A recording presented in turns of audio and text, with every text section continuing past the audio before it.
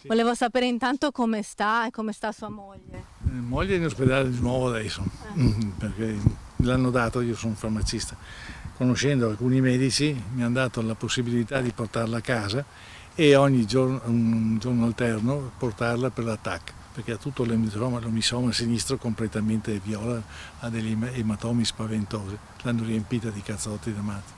Nonostante i lividi sul volto e la costola rotta, Paolo Piotto racconta con lucidità la rapina subita giovedì sera e i suoi pensieri sono tutti per la moglie 79enne costantemente monitorata dai medici in queste ore.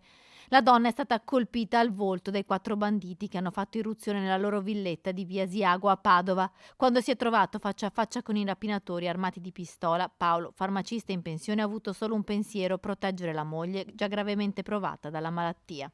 Mi sono messo a gridare forte, mi hanno messo, vede, questa è la pistola che hanno puntato.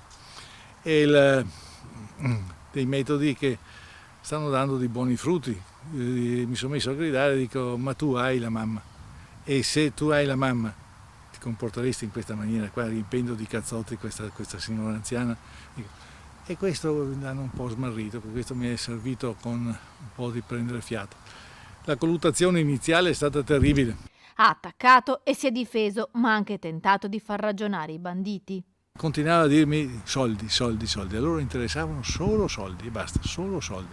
E allora dico: senti, ma con calma, dico: guarda che noi siamo pensionati, mia moglie ed io siamo pensionati e la pensione arriva in banca, vai a prenderti in banca se riesci, dico. Non trovando i soldi, alla fine hanno rubato una collanina d'oro e le fedi nuziali. Negli attimi concitati e violenti della rapina, Paolo è stato anche trascinato in casa, i segni visibili sulle ginocchia. Poi verso la fine è stato incappucciato e legato. Quando ha sentito finalmente il silenzio, ha capito che i ladri se n'erano andati. Così ha bussato alla colf che dormiva al piano di sopra e ha chiamato le forze dell'ordine. Abbiamo un sistema d'allarme che basta solo tenere sempre tutto chiuso.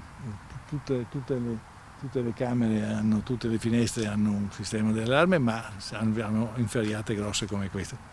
E quindi finché siamo dentro non possono assolutamente. E se sentiamo dei rumori, cosa facciamo? Telefoniamo al 112, che sono stati esemplari, veramente sono arrivati qui in 7. Da questa orribile vicenda, dice ora Paolo ai nostri microfoni, vorrei che passasse un messaggio alle istituzioni. L'anziano deve assolutamente essere protetto, difeso e dare la possibilità all'anziano di continuare una vita tranquilla, non preoccupata in questo.